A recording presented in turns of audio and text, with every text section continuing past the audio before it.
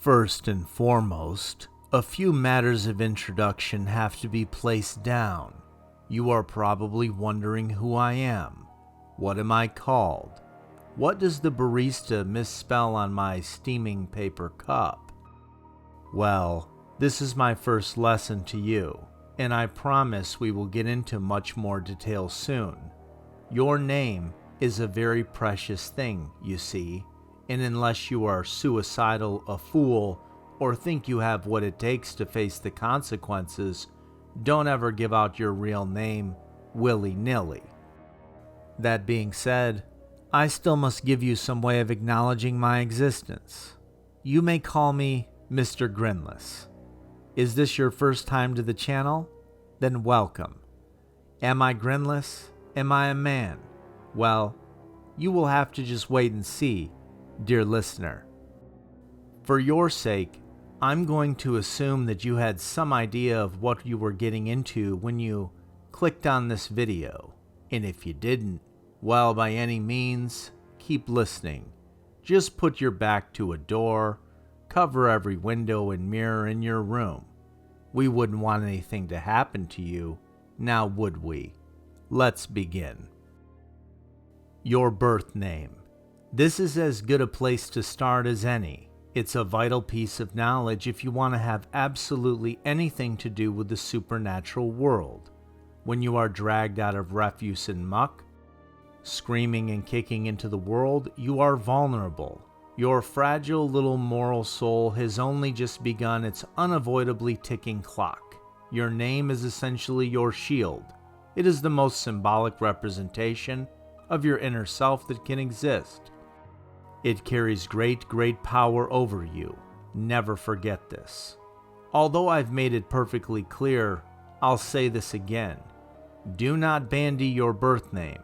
If someone or something has access to your soul, I guarantee you won't enjoy what happens next. In every interaction you have with the supernatural, guard your name. If you must give an answer, lie through your teeth.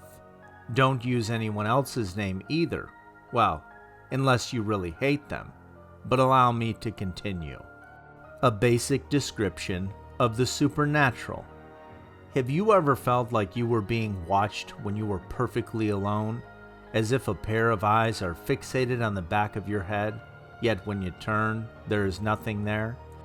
Have you ever heard your name being spoken by nobody at all? Chances are you have experienced these things, and chances are they aren't just figments of your imagination. Bordering the lovely world you call home is another, rather different place.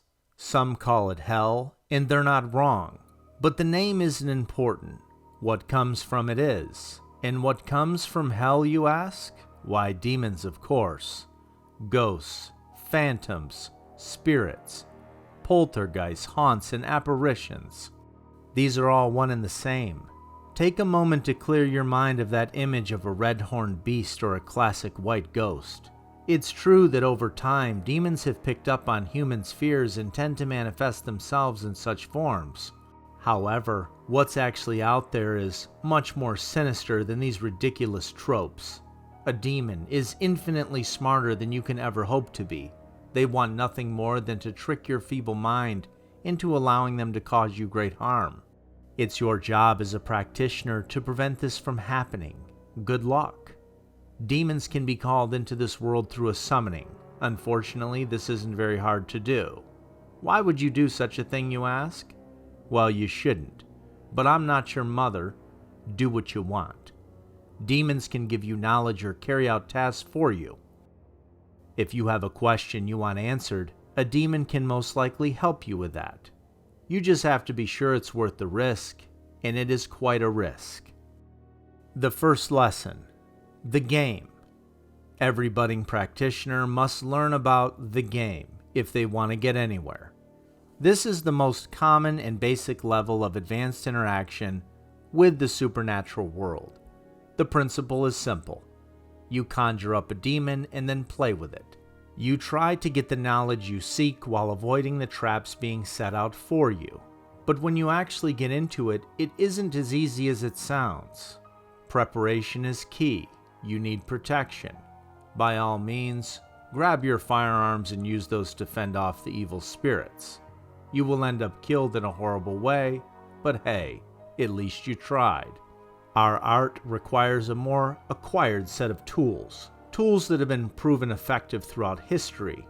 I've got to say, someone must have paid a very heavy price to discover just what is effective to use. Some of these will probably sound familiar, as old folklore and urban legends often have a handle in reality. Salt, an excellent general purpose, demon begone asset. A closed circle of this stuff will hold enough power to keep minor intrusions at bay. The same principle applies to large bodies of salt water. You'll rarely find supernatural influences around them. Demons don't like the beach. Iron.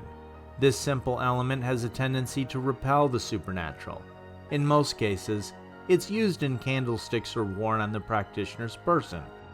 Invest in a necklace or something. You'll thank yourself later.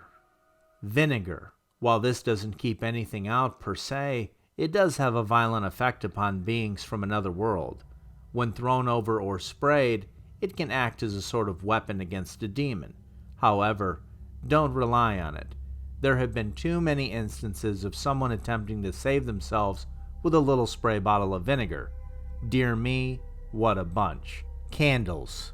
Wax candles may appear ordinary enough, but they are very important. Any seal or circle you create to trap a demon needs candles to act as support. While the color doesn't matter too much, it's useful to note that red candles are the most effective. Blood red works best.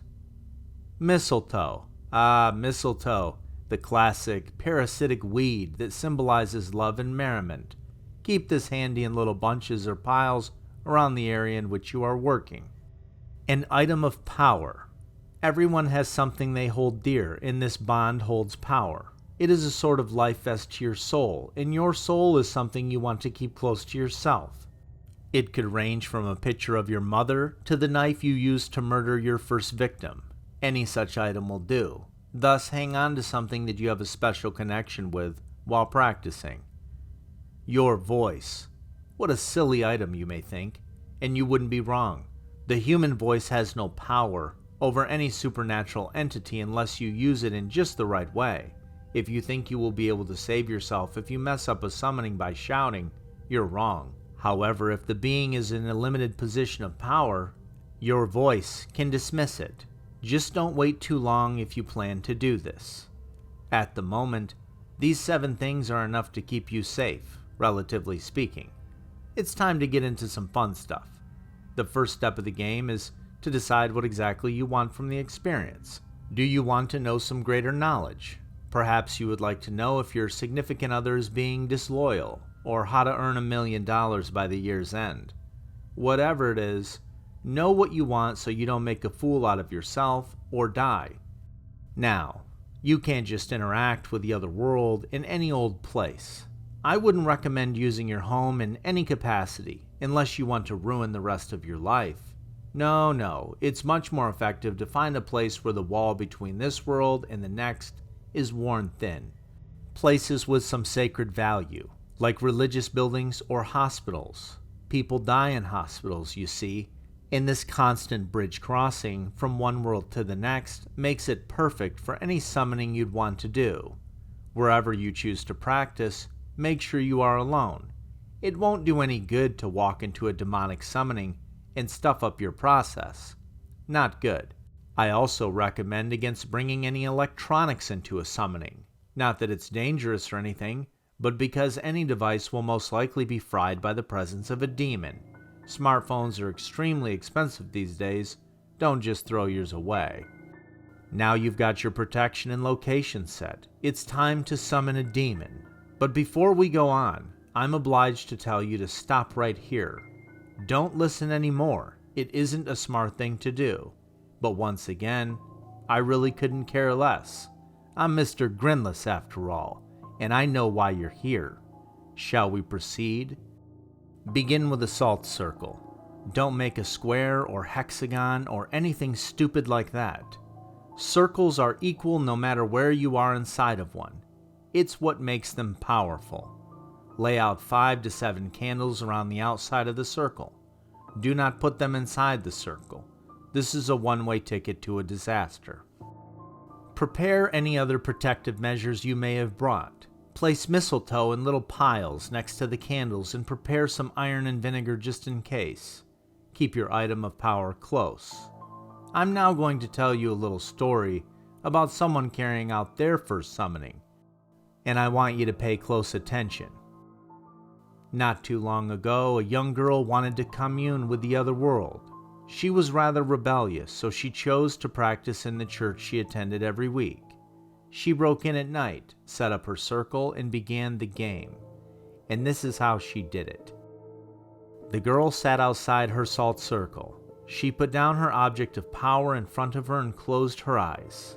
The dark church was cold and silent. Creaks and groans permeated the blackness all around her. She took a breath and whispered, "I'm ready," 3 times. As soon as she did so, a host of new noises came. Frightening noises, moans and cackles, squelches and shrieks. They were accompanied with the sensations as well, as if there were a host of malevolent eyes on the back of her neck, and something was breathing heavily just behind her. But the girl was prepared for this. She did not turn around. At this stage, the girl had merely gotten a demon's attention. There was still much more to be done before the game could be played. "Stand back," she whispered. Immediately the noises died down. There was a silence in the church once again. However, she could still feel that evil gaze burning into her neck. She ignored this and continued. Her next step was to invite the demon into her circle.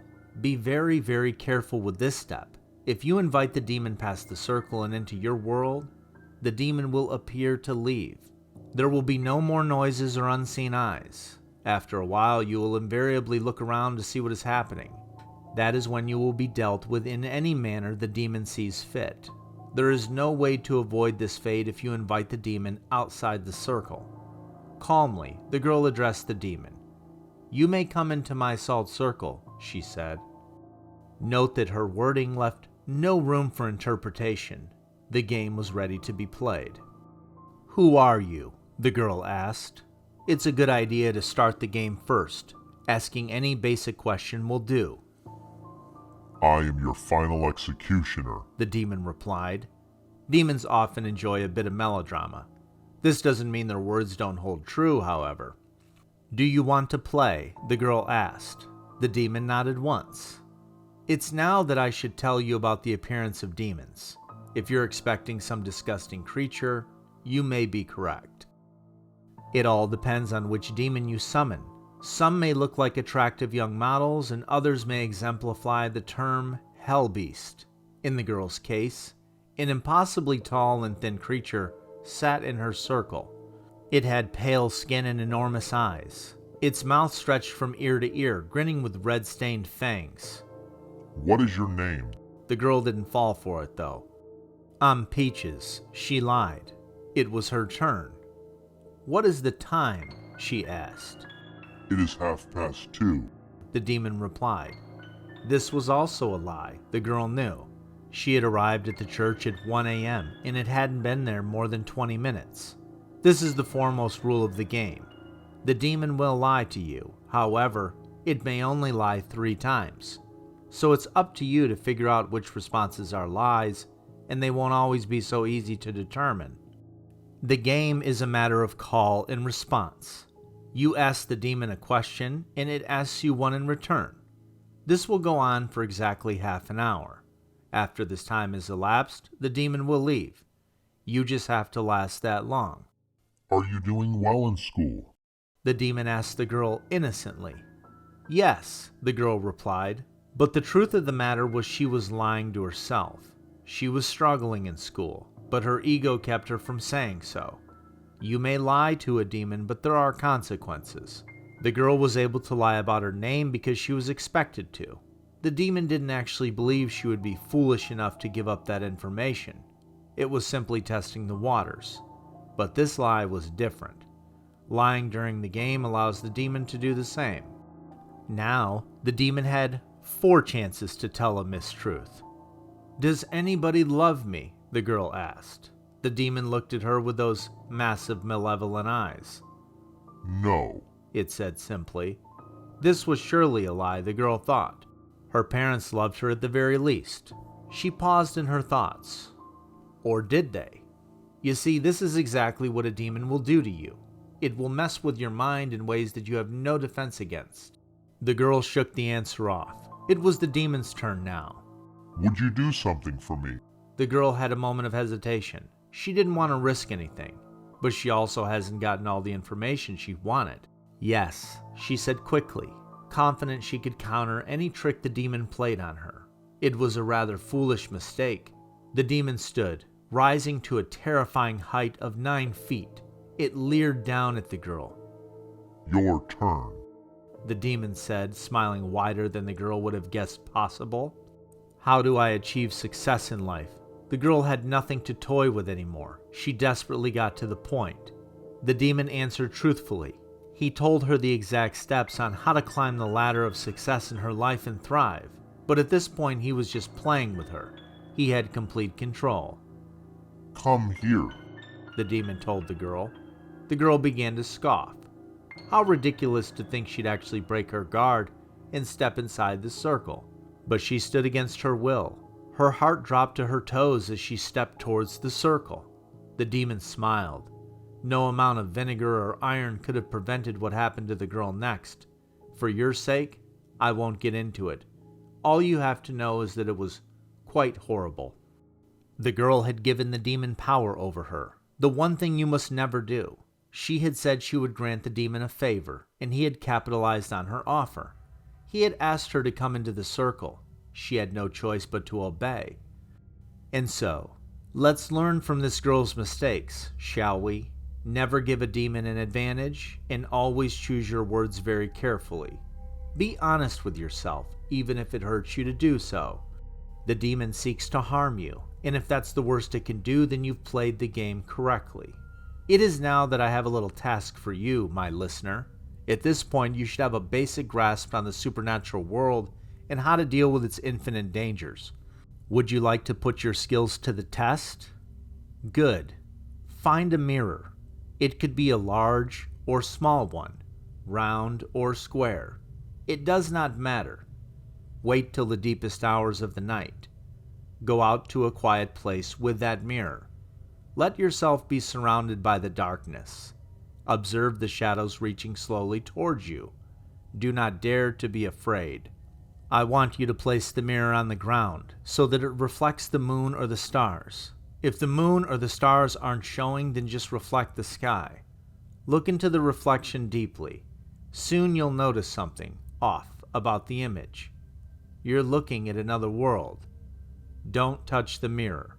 Whatever you do, do not touch it. The image will have a sort of shimmer to it, an unnatural gleam. While this is apparent, you must remain calm. You must remain still. Eventually, the mirror will return to normal. It'll clearly reflect the sky again. Once this happens, bury the mirror. After it is underground, say these words. You may open the door. Then go home. Your task is done. It's now time for the next lesson. The second lesson, the Go and Fetch clause. Despite the title of this lesson, demons are not dogs, although they may appear as dogs. Hairless, skinless, grinning dogs that eye you with the intensity of a hungry wolf. Think of the Smile Dog, a notorious, evil demon. But that's beside the point. The game won't always give you what you want. Sometimes the demon simply won't know the answer to the question you want answered either. If you want a different type of knowledge, something that's currently happening, for example, you'll want to use the Go and Fetch clause. This is quite literally a command you give that lets the demon venture out into the world and find what you're looking for. What could go wrong? A Go and Fetch clause has 3 parts: the instruction, the binding, and the sending. Each is as important as the other. I'll start with the instruction first. Here is while you tell your furry demon friend what it has to do.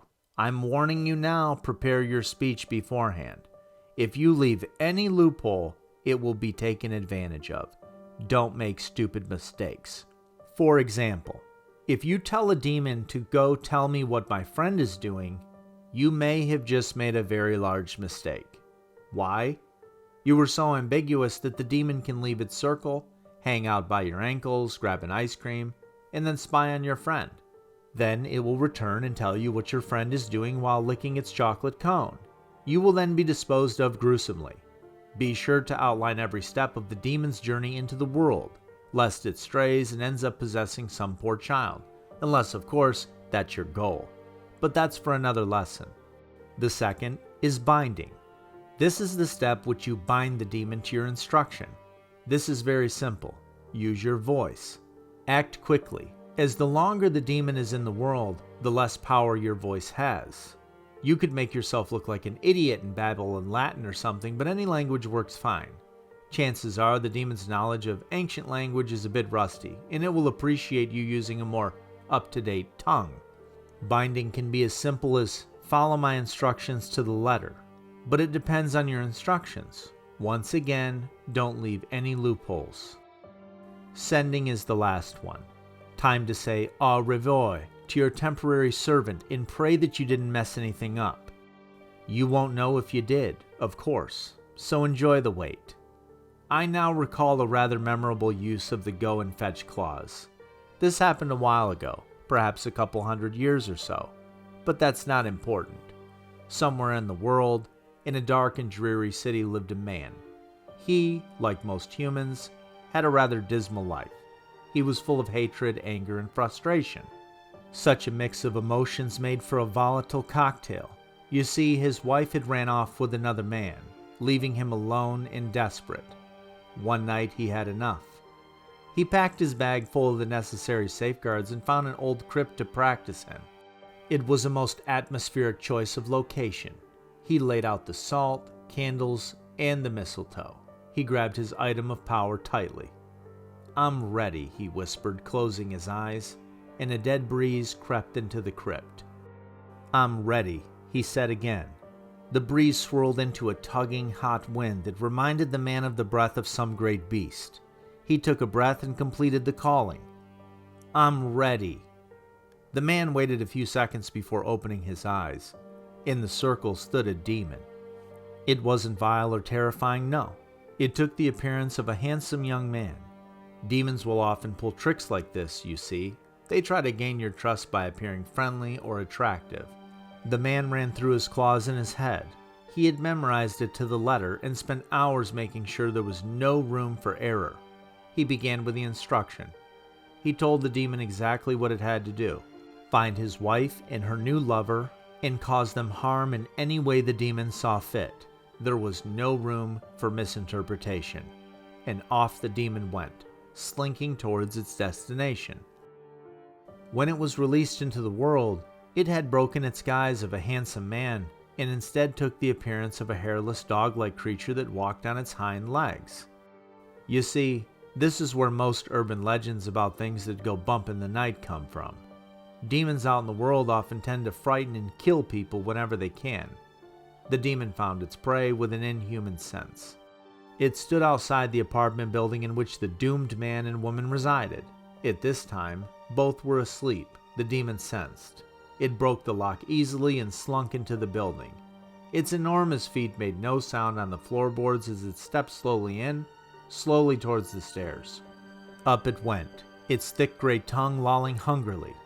The bedroom door opened silently. The demon crouched into the bedroom and to the foot of the bed where two still figures lay cocooned in a swath of blankets. Isn't it funny how you feel so safe when you're under your covers? It crept onto the bed, leaning its head right up to the headboard, so it looked down on the sleeping figures. It waited there, letting its breath cascade down like a smothering cloud of poison. Eventually, the woman opened her eyes. She didn't react at first, but in a split second her eyes adjusted. The scream, had it been allowed to make it past a horrified squeak, would have woken the neighborhood. Instead, the demon bit down on the woman's throat. The man awoke to the sight and was similarly dispatched. The demon had done its duty. It returned to the man in the crypt. "Did you do as I asked?" the man questioned. Yes. The demon growled. The man, despite everything, felt guilty. He shook this feeling from his mind and dismissed the demon. He did this by saying, "Return from whence you came." This is the most common dismissal, and it usually can't go wrong. This, from start to finish, is an example of a successful go and fetch interaction. The poor man ended up killing himself out of guilt for what he had done, but he made his choice. Now that you've got this juicy tidbit of knowledge down, it's time to continue the practice I set out for you after the first lesson. Following your burial of the mirror, a package will appear to you. It won't come in your mailbox, or be plopped on your doorstep by a bored and careless delivery driver. It'll be placed somewhere you wouldn't expect a package to appear. It could be in your bedroom, or your locker at school or work. It may even appear in your morning cereal. I really couldn't predict the location for you. Regardless, it will appear and you need to keep it safe. Only open it when you know you will be alone. Inside, you will find a little pendant, a black stone set into a gold chain. But don't put it on, for goodness sake. Take it in your hand, close your eyes, and focus. You'll feel something like a heartbeat. Don't panic, just keep focusing. If your mind is clear, you'll hear a dull roar in your head. Once you hear this, say, "Find what you seek," while concentrating on the noise as hard as you can. The roar will fade and the heartbeat will stop. That night, return to where you buried the mirror and dig it up. Place the pendant on the mirror and then cover it back up. And then continue with the next instruction. The third lesson, possession. The possibility of having your body occupied by a demon is a very real and very horrifying prospect. Don't you worry though, there are ways to avoid it, and Mr. Grinless has you covered. While very difficult to do, a soul may be salvaged in certain cases. Nobody just gets up and walks away from the possession, however, so it's best to avoid the ordeal altogether. But what happens to you when you're possessed, you asked? Well, I'm glad to tell you. When a person is possessed, their soul is consumed by a demon, a bit like a worm inside of an apple, except replace the worm with a beast of pure malevolence from hell, and the apple with your tiny and vulnerable human soul. Have you got that image down? Good. Being possessed will likely cause you the greatest pain you can ever imagine. Think of your body being taken from you inch by inch in a brutal battle that you have no chance of winning. A foreign spirit will, in layman's terms, become you. Sounds like a bad day, right? Mr. Grinless, how do I avoid this, you ask? First rule of thumb is the same as any other area of practicing. Don't be an idiot. No matter how many times I reiterate this, you guys always find a way to make some stupid mistakes. I'm not complaining though. Some of your fates are often quite amusing. Use your safeguards wisely. Don't let the demon into your mind, figuratively or literally. This is just what you should be doing normally. A demon will try its very hardest to get inside your defense and either kill you, possess you, or wreak havoc on anything in the vicinity. Do not have mirrors in the room where you are summoning. Mirrors often act as little doorways to the other world. Demons will often use them to their advantage in a little phenomenon called Philocrate's mirror. 1 minute your reflection will be sitting in its normal setting depending on where you're practicing. Suddenly, you'll find an altogether different world reflected in the mirror. You won't be able to feel anything except a tiny seedling of agony and fear that will grow and grow the longer you are in this place. Unfortunately, you'll be stuck there forever. If you take your eyes off a demon and look into a mirror, it can literally switch places with you. While you're sentenced to its dimension, it's brought out in the real world. Barring the fact that you're in the closest approximation of hell that exists, you just let a demon out. Shame on you. Along with the pseudo-possession such as Philocrate's mirror, you can also be possessed completely during a summoning. Most notable examples of this are probably ones you've already heard of. You know, A group of cultists calling the spirit of an evil entity into some poor girl, or something ridiculous of the like? This is most likely a true story. If you were so inclined, you could trap someone in a salt circle and call a demon into their body. Next time someone cuts you off in line at the grocery store, you know what to do. It can also happen accidentally, believe it or not. Ambiguous wording can lead the demon to interpret your question or commands as an invitation into your snuggly flesh.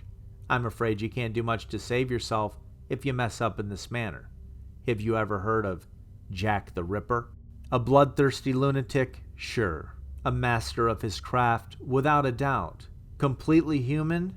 Guess again. Jack wasn't always the crazed psychopath, believe it or not. He was rather normal, that is, until he turned to the supernatural. He practiced here and there as many people did in the Victorian era. Something about the depressing and dark atmosphere of the entire era gave spurt to the whole host of demonic activity. One day Jack, as many practitioners are predisposed to do, stuffed up. As you may have guessed, he was possessed. The demon that did it felt like having a little fun, so Jack wasn't killed on the spot. Instead, the demon went out into the world wearing Jack's skin while the poor man was in extreme agony, conscious of every movement. As you may recall, I told you there are worse fates than being killed or dragged to the other world by a demon. Jack's fate was arguably among those. I want you to imagine having no control over your body as someone else pretended to be you. Jack went home that night and watched as he killed his wife and children. He went out onto the street and began his bloody legend. For your sake, I hope you don't fall prey to a possession. Now, remember that pendant I had you bury? It's time for some more fun. If you haven't already, allow 24 hours to elapse before digging up that mirror and that pendant. Going over this time is fine. Just do not uncover them prematurely. The pendant should be gone and there should be a little note in its place. Read it. There will be a location written on it. I can't tell you what this is because it'll depend on who and where you are. Go there in the dead of night when you know you won't be disturbed. Bring something with iron in it. Believe me, you'll want it. This time, timing does matter. You'll want to get to the location well before 2:30 in the morning. I suggest visiting the place beforehand and in order to determine how to get in. Unless, of course, you want to risk it and play it by ear. Some people live for the thrill. Whatever. Just go get it done. No doubt you'll feel an inkling of apprehension as you enter this mysterious place I've brought you to. But don't worry. Besides, I told you to not show fear, did I not? You'll just have to trust me. Oh, I laughed at that one. Trust me. The next bit is going to require you to understand the first 3 lessons, namely the go and fetch clause and how possession works. Now, don't panic, but I'm about to ask you to summon something. Although if you're panicking about a simple summoning at this point, you're really not cut out for this sort of thing, and you should go listen to somebody else's channel, because Mr. Grinless's channel is for the real horror lovers. Don't feel bad. Most people are cowards too. You don't need a salt circle for this summoning. You'll be safe without one. All you need is the note and some iron. Stand as close to the center of your location as possible. Tear the note in half. It doesn't have to be perfectly in half if you were wondering. Hell, shred the thing and make confetti. Just destroy the note and make sure you don't waste any time. You have to get this all done before 2:30. Unlike a normal summoning, you aren't going to say I'm ready 3 times. Instead, I want you to lie down on your back. If your location's floor is muddy or covered with broken glass, I'm sorry, but you'll just have to be strong and tough it out. Close your eyes, relax. You don't have to do anything now, just wait. But don't fall asleep, because you won't wake up.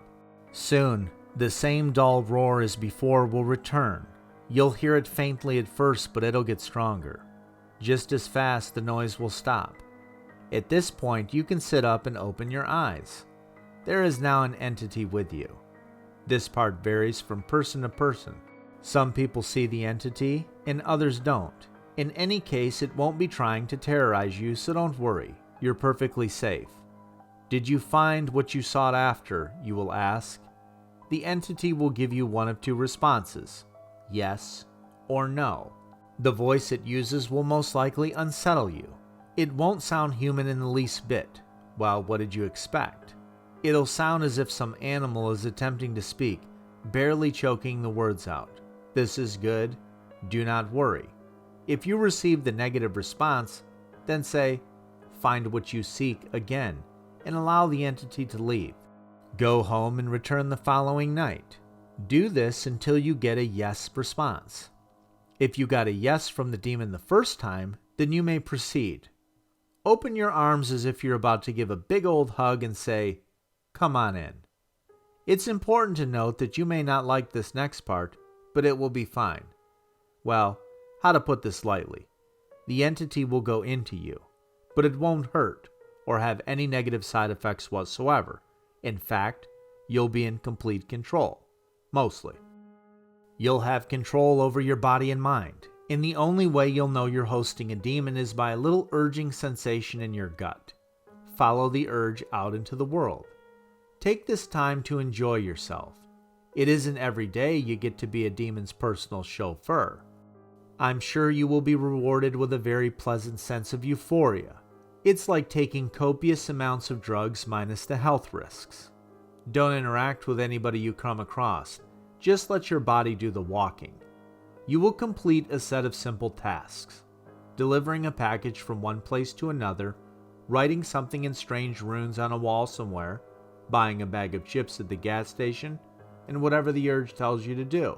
When your little adventure is done, you will return to the location and lie back down. After a nice second of shut-eye, the entity will be gone. Go home now. And now we are at the fourth lesson, Imbuing. The first three lessons have been mostly concerning human-spirit interactions. This lesson is a little different in the sense that, while you are still summoning a demon, it isn't going to be doing much interacting, as far as you know at least. There are countless stories of various relics and items that apparently exhibit extraordinary powers, charms that bring luck, dice that always land, fortunately, teapots that always brew a perfect cup of tea. I'm not saying every old lucky penny off the street is magical, but it is possible to imbue an item with a demon's soul. To carry out such an imbuing is a particularly tricky task. It tends to be dangerous, as most supernatural affairs are. You will need a few things beforehand. The usual summoning safeguards. Self-explanatory. Refer back to lesson 1 for a refresher if you have questions. Your item.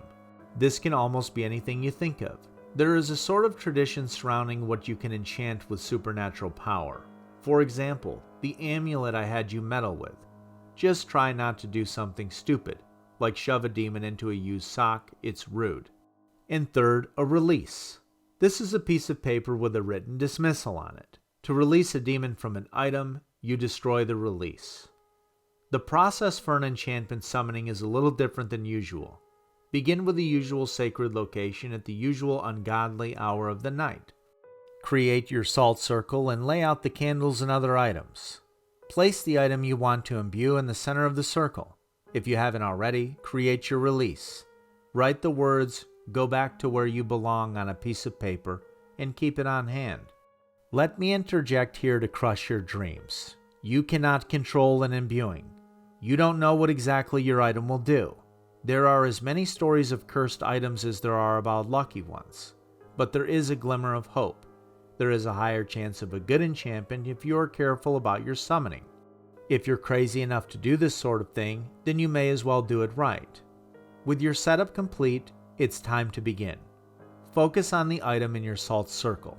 Attempt to clear your mind of anything else. Call the demon into the circle, but this time don't use the usual "I'm ready" method. The demons that can be used in an imbuing are of a particular sort. The sort you really do not want to meddle with. Close your eyes and wipe every trace of fear from your mind. Ask if there is anybody listening. More likely than not, you will get a response. This could be a breeze or a noise, whispering or something. If you don't get any response, repeat the question or leave and try again another time. If you get a response, ask the entity to enter the item in the circle.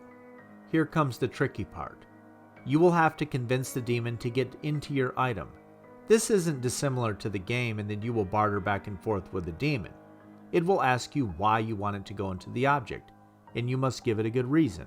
Demons will often willingly place themselves in items for the sole purpose of causing mischief, so it usually isn't hard to get one to agree.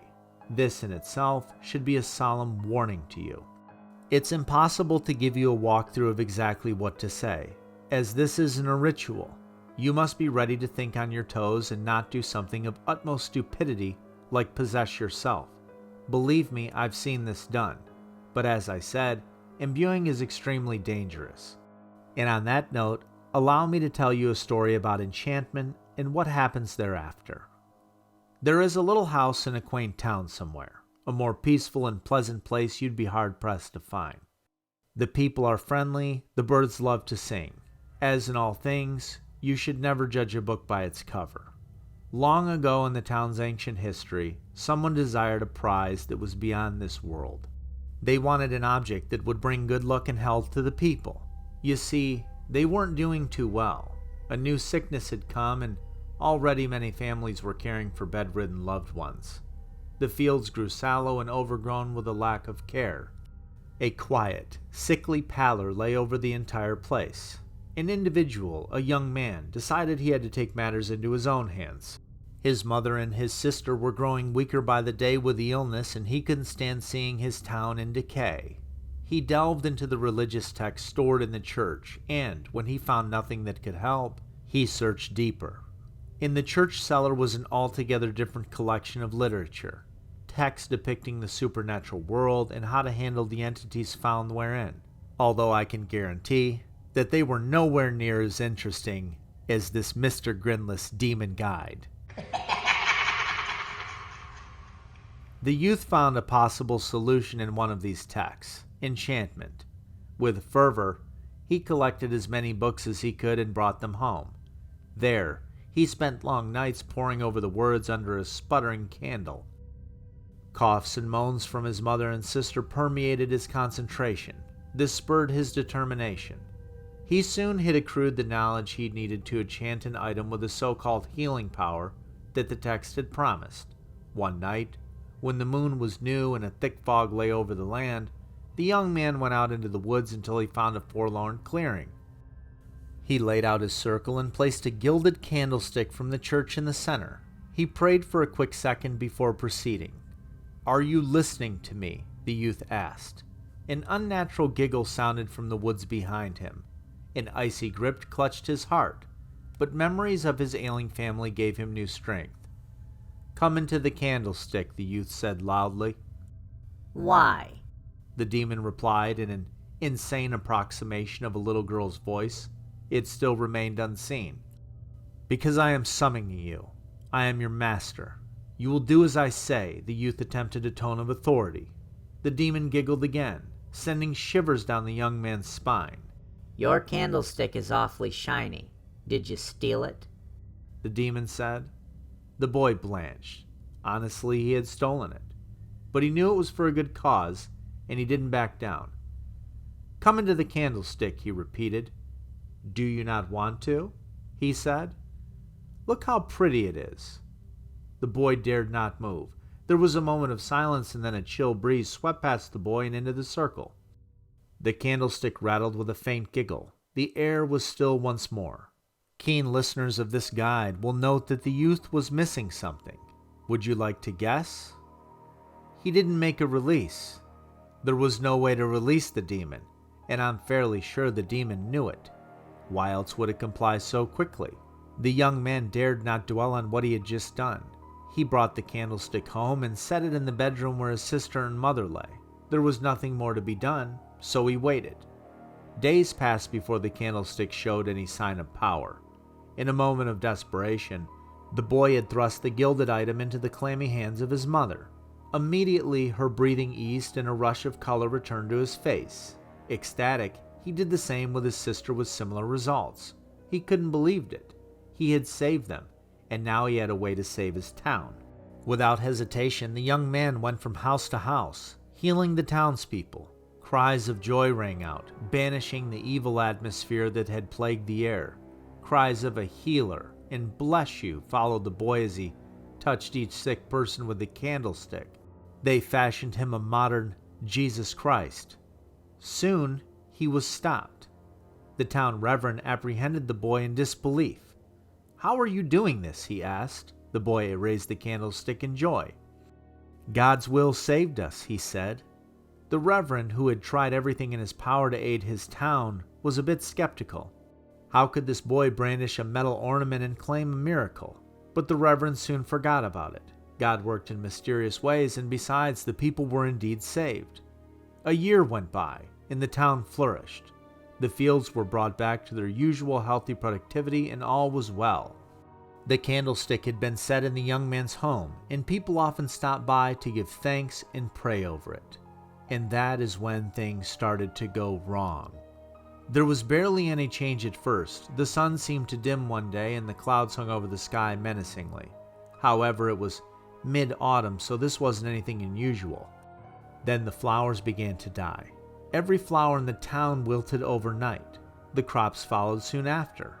Children began to go missing a few days later, and a figure was seen skipping through the trees bordering the town. Upon closer inspection, the figure turned out to be a little girl. Her laugh haunted the village at night, and immediately the young man knew what was happening. The demon in the candlestick was haunting his town. He tried desperately to reverse the enchantment, but he couldn't. Eventually, the missing children were found in the woods. They were malnourished and terrified, but relatively unharmed. As they were led back to the town, the demon's giggle bounced among the trees. And to this day, the demon still haunts the town. It is permanently bound to the little gilded candlestick in the house. The people of the town attempt to hide their dark secret under a facade of happiness, but every night the giggle comes. Sometimes children go missing. Sometimes they are found again, but often they vanish forever. But the important thing is that the boy cured the sickness, right? Wrong. These 4 lessons are the very basics of what you can do with entities from another world. And I hope you listen to the stories tied to each one carefully and learn from what you could from them. Now I'm going to ask you to continue your tasks you have been doing in between each lesson. The next step after your little possession will come to you. It may take as little as a day, or it may take weeks. However long, you'll know when to proceed. The urge will return to you, and when it does, you'll follow it. I do hope it's at a convenient time. You'll return to the location that was written in the note and sit down. Your eyes will close and you'll fall asleep. When you wake up, you will not be in the same place. In fact, you won't even be in your world. Think of it as a field trip. Look around you, take it in. You're not in danger yet, so do take a good look. It's not every day that you get to be in between worlds. The imagery around you may be unsettling. All around you will be an interminable field of what can best be described as shadows. They will meld and shift and flash with a myriad of dull colors, and eventually a figure will appear. It will appraise you, but you won't be able to make out its features, no matter how hard you try. This is the entity you've been communicating with throughout your instruction. It will greet you. Hello. It will say, addressing you by name in a friendly yet unsettling manner. I have just a few more tasks for you. It will continue. Thank you for helping me so far. You have been simply wonderful. It will say. It will then beckon and walk away. Follow the figure until the world around you calms and brightens into an almost purely white color. Soon, you'll be able to make out shapes that will harden in definition until you realize that they're normal objects. Houses, trees, rocks, and people. They'll have a ghostly, translucent quality. A hushed whisper will sound all around you. The figure will lead you through this world until you reach a little old house with an overgrown lawn and an ancient willow tree. You will enter the house and enter a room with a large painting hung on the far wall. The painting will depict a man sitting in an ornate chair in a well-decorated and comfortable living room. The man will be very handsome, with piercing eyes and a devilish grin. The figure will stop and turn to you. Touch the painting. It will instruct you. Do so. As your fingers brush the canvas, you will feel yourself waking up. Before you return to consciousness, you will see the figure looking at you with a devilish grin. Thank you. I will say, stepping through the painting as you slip away.